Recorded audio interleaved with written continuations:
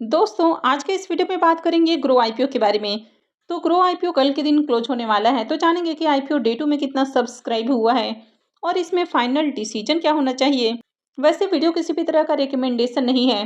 कहीं भी इन्वेस्टमेंट से पहले अपनी खुद की एनालिसिस करें। वीडियो सिर्फ और सिर्फ इंफॉर्मेशन और एजुकेशनल पॉइंट ऑफ व्यू से बनाई जा रही है। और इसके अलावा लेंस कार्ड सॉल्यूशंस आईपीओ के बारे में भी बात करेंगे। इसकी अलॉटमेंट आज होने वाली है, तो जानेंगे कि आईपीओ के अलॉटमेंट को कब और कैसे चेक करना है।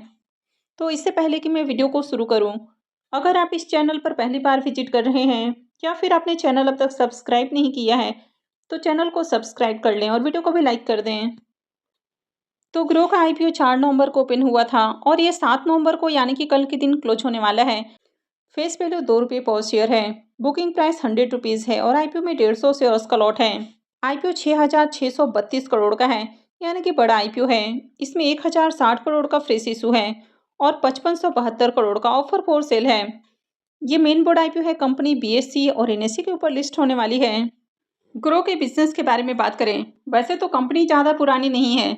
2017 में ही कंपनी इनकॉर्पोरेट हुई है और ये एक फिनटेक कंपनी है। तो ये कंपनी रिटेल इन्वेस्टर्स को डायरेक्ट स्टॉक मार्केट में इन्वेस्टमेंट की अपॉर्चुनिटी देती है। इसके अलावा और भी जो दूसरे फाइनेंशियल प्रोडक्ट्स हैं, तो ग्रो के थ्रू आप अलग अलग तरह के जो फाइनेंशियल प्रोडक्ट हैं उनमें इन्वेस्टमेंट कर सकते हैं।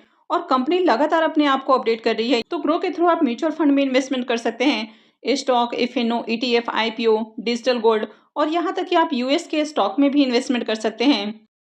ग्रो के ऊपर आपको जो लेटेस्ट न्यूज़ होता है, किस स्टॉक में ज़्यादा बाइंग की गई, किस में सबसे ज़्यादा आपको गिरावट देखने को मिली, कौन सा म्यूचुअल फंड्स अच्छा है, किसकी रेटिंग कैसी है, किसने पास्ट में किस तरह का रिटर्न बनाकर दिया है, तो ग्रो के थ्रू आप बहुत सारी चीज़ें पता कर सकते हैं। तो जो रिटेल इन्वेस्टर्स है उसके बीच में ग्रो काफ़ी ज़्यादा पॉपुलर है और बड़े बड़े सिटीज़ से लेके टाउन हो या फिर विलेजेस हो, वहाँ पर भी ग्रो के थ्रू इन्वेस्टमेंट किया जाता है।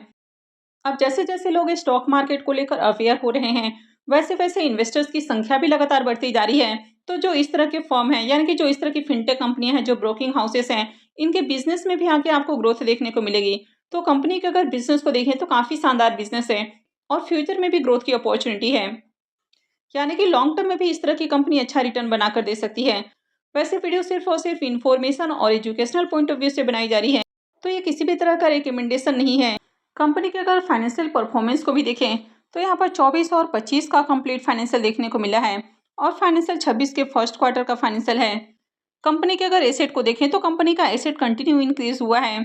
इनकम को भी देखें तो कंपनी का इनकम भी बढ़ा है। फाइनेंशियल 24 में इनकम इसका 2795 करोड़ है, जो कि 25 में बढ़ के 4061 करोड़ का हो चुका है और फाइनेंशियल 26 के फर्स्ट क्वार्टर में 948 करोड़ का इनकम है।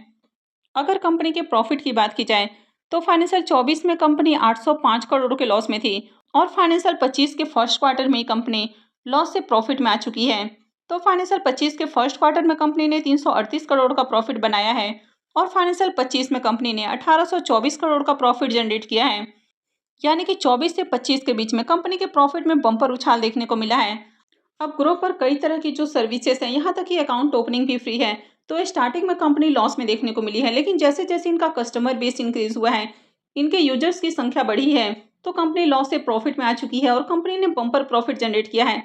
यानी कि कंपनी ने एग्रेसिव प्रॉफिट दिखाया है। वहीं फाइनेंशियल 26 के फर्स्ट क्वार्टर में 378 करोड़ का प्रॉफिट है। अगर ईबीटा को देखें तो ईबीटा भी बढ़ा है। कंपनी का नेट वर्थ भी लगातार इंक्रीज हुआ है। अगर कंपनी के पास रिजर्व को देखें तो 5500 करोड़ का अभी रिजर्व है और कंपनी के ऊपर ज़्यादा कर्ज नहीं है, मात्र 324 करोड़ का कर्ज है। तो कंपनी का फाइनेंशियल भी अच्छा है। हालांकि फाइनेंशियल 24 में कंपनी लॉस में थी, इसी कारण इसमें रिटेलर्स का पोर्शन मात्र 10% का है, लेकिन कंपनी का बिजनेस काफ़ी अच्छा है। लॉन्ग टर्म में इस तरह की कंपनियां मल्टीबैगर रिटर्न बनाकर दे सकती हैं। लॉन्ग टर्म में इस तरह की कंपनियां शानदार ग्रोथ दिखा सकती है।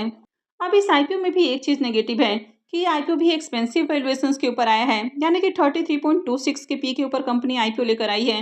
यानी कि मार्केट में इसकी जो लिस्टेड पीयर कंपनियां हैं, उनसे भी कंपनी हाई वैल्यूएशंस के ऊपर आईपीओ लेकर आई है। तो चलिए अब देख लेते हैं कि आईपीओ आज डे 2 में कितना सब्सक्राइब हुआ है। आईपीओ के डे 2 के सब्सक्रिप्शन को देखें तो दूसरे दिन आईपीओ 1.64 टाइम सब्सक्राइब हो चुका है। क्यूआईबीस की ओर से भी आईपीओ को 0.20 टाइम सब्सक्राइब किया गया है। एचएनआईस पोर्शन 2.26 टाइम, यहाँ पर बिग एचएनआईस पोर्शन 1.80 टाइम और small HNIs portion 3.17 time subscribe हुआ है। रिटेलर्स की ओर से आईपीओ को 5.02 टाइम सब्सक्राइब किया गया है। तो अब तक आईपीओ में 15.5 लाख से भी ज़्यादा एप्लीकेशंस लग चुका है। तो इस आईपीओ में भी शानदार डिमांड है, यानी कि हर पोर्शन में एप्लीकेशंस लग रहा है। अब अगर इसके प्रीमियम को देखें तो इसके प्रीमियम में भी गिरावट देखने को मिल रही है। तो प्रीमियम कहाँ 18 रुपये का हाई लगाते हुए देखने को मिला, अब इस 11.5 रुपये के ऊपर ट्रेड कर रहा है। यानी कि एक तो मार्केट में गिरावट जारी है और इसके प्रीमियम में भी गिरावट देखने को मिली है। अब ऐसा नहीं कि सिर्फ इसके ही प्रीमियम में गिरावट जारी है, मार्केट में भी जितने भी आईपीओ ओपन हैं उन सबके प्रीमियम में गिरावट देखने को मिल रही है। तो फिलहाल इसका प्रीमियम 11.5 रुपये के ऊपर ट्रेड कर रहा। आईपीओ में 150 शेयर्स का लॉट है, तो एक लॉट से 1725 रुपये करीब प्रॉफिट की उम्मीद है। इसका प्रीमियम 11.5% के राउंड ट्रेड कर रहा है। तो वैसे इसका प्रीमियम कुछ खास अट्रैक्टिव देखने को नहीं मिल रहा है, लेकिन कंपनी अच्छी है, फाइनेंशियल भी अट्रैक्टिव है और आईपीओ में बम्पर एप्लीकेशंस भी लग रहे हैं, यानी कि हर पोर्शन में डिमांड देखने को मिल रही है।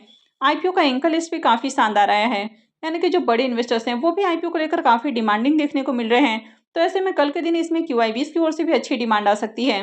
हालांकि इसमें भी एक नेगेटिव पॉइंट है कि कंपनी हाई वैल्यूएशंस के ऊपर आईपीओ लेकर आई है, तो हो सकता है कि आईपीओ से आपको ज़्यादा लिस्टिंग गेन नहीं बने और मार्केट में भी गिरावट देखने को मिल रही है। तो लिस्टिंग के साथ कंपनी भले ही आपको बढ़िया रिटर्न बनाकर नहीं दे, लेकिन लॉन्ग टर्म में जिस तरह की कंपनी में ग्रोथ पोटेंशियल है, यानी कि कंपनी अच्छे रिटर्न देने की कैपेसिटी रखती है। अगर इसकी पीयर कंपनियों के बारे में बात की जाए तो उन्होंने भी अच्छा खासा रिटर्न बनाकर दिया है, तो इससे भी उम्मीद है कि कंपनी अच्छे रिटर्न दे सकती है। हालांकि शॉर्ट टर्म में मार्केट का मूव किस तरह का रहेगा तो ये कहना थोड़ा मुश्किल है, लेकिन लॉन्ग टर्म में इस तरह की कंपनी अच्छा रिटर्न बनाकर दे सकती हैं। लेकिन इन्वेस्टमेंट करना है नहीं करना है तो ये आपका अपना डिसीजन होना चाहिए। तो कहीं भी इन्वेस्टमेंट से पहले अपनी खुद की एनालिसिस करें और अपने फाइनेंशियल एडवाइजर से कंसल्ट करना बिल्कुल ना भूलें। अब जो लेंसकार्ट सॉल्यूशंस आईपीओ है इसकी अलॉटमेंट आज होने वाली है। आईपीओ में प्राइस 402 है और 37 शेयर्स का लॉट है। अब आईपीओ के साइज को देखें तो काफ़ी बड़ा आईपीओ है। आईपीओ 7278 करोड़ का है। ये मेन बोर्ड आईपीओ है, कंपनी BSE और NSE के ऊपर लिस्ट होने वाली है। इस आईपीओ में भी शानदार एप्लीकेशंस लगा है, यानी कि QIBs की ओर से आईपीओ को 40.36 टाइम सब्सक्राइब किया गया। HNI पोर्शन में आईपीओ 18.23 टाइम, इसमें बिग HNI पोर्शन 21.81 टाइम और small HNI portion 11.06 time subscribe किया गया है। रिटेलर्स की ओर से आईपीओ को 7.56 टाइम और एम्प्लॉय पोर्शन में आईपीओ 4.96 टाइम सब्सक्राइब किया गया है। आईपीओ आखिरी दिन 28.27 टाइम सब्सक्राइब हुआ और इसमें 32,56,297 एप्लीकेशंस लगा है, यानी कि इसमें भी हर पोर्शन में डिमांड आई है। आईपीओ का registrar MUFG in time India private limited है। तो मैंने वीडियो के डिस्क्रिप्शन में लिंक दे दिया है, वहां से जाकर आप आईपीओ के अलॉटमेंट को चेक कर सकते हैं। तो जैसे ही आप इस दिए हुए लिंक के ऊपर क्लिक करते हैं आपके सामने कुछ इस तरह का इंटरफेस ओपन हो जाता है। तो सबसे पहले आपको सिलेक्ट कंपनी के ऊपर जाना है और यहाँ पर जो एरो है यहाँ पर क्लिक करना है। तो जैसे ही आप इस एरो के ऊपर क्लिक करते हैं आपको यहाँ पर कई सारे कंपनियों का नाम देखने को मिल रहा है, लेकिन अब तक इसमें लेंसकार्ट का ऑप्शन नहीं है। तो जैसे ही लेंसकार्ट का अलॉटमेंट हो जाएगा आपको लेंसकार्ट का भी ऑप्शन देखने को मिलेगा। तो आपको लेंसकार्ट के ऑप्शन को सिलेक्ट कर लेना है। उसके बाद उसके नीचे और भी कई सारे ऑप्शन हैं, जैसे कि यहाँ पर पैन है, ऐप नंबर है, DP क्लाइंट ID है, अकाउंट नंबर है, IFC है। तो यहाँ पर आप पैन नंबर को चूज़ करके ईजिली अपने जो अलॉटमेंट स्टेटस है उसको देख सकते हैं। तो पैन को सिलेक्ट कर लेना है, उसके नीचे आपको इंटर पैन के ऊपर अपना जो पैन नंबर है उसको इंटर कर लेना है और उसके बाद सबमिट करना है। तो जैसे ही आप सबमिट करते हैं आप आसानी से देख पाएंगे कि ये अलॉटमेंट मिली है या फिर नहीं मिली है। तो इस तरह आप काफ़ी आसानी से आईपीओ के अलॉटमेंट को चेक कर सकते हैं। अब लेंसकार्ट का जो प्रीमियम है ये भी कंटिन्यू गिर रहा है। तो इसका प्रीमियम गिरकर अभी 27 रुपये के ऊपर आ चुका है, यानी कि इसका प्रीमियम कहाँ 108 रुपये का हाई लगाते हुए देखने को मिला था और अभी 27 रुपये के ऊपर ट्रेड कर रहा है।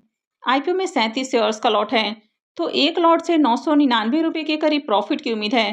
प्रीमियम इसका 0.7% के राउंड ट्रेड कर रहा है। तो इसका भी प्रीमियम बहुत ज़्यादा गिर चुका है, तो इससे भी बहुत अच्छे लिस्टिंग गेन की उम्मीद नहीं लग रही है। लेकिन मार्केट में अगर एक बार तेजी देखने को मिलती है तो इसे भी ठीक ठाक लिस्टिंग गेन हो सकता है। लेकिन ये कंपनी भी एक्सपेंसिव वैल्यूएशंस के ऊपर आईपीओ लेकर आई है, तो बहुत बम्पर लिस्टिंग गेन के चांसेस तो इससे भी नहीं है। तो आई होप कि आपको वीडियो अच्छी लगी होगी। तो अगर आपने वीडियो को लाइक नहीं किया है तो वीडियो को लाइक कर दें, चैनल को भी सब्सक्राइब करके रखें और वीडियो को अंत तक देखने के लिए आप सबका बहुत बहुत धन्यवाद।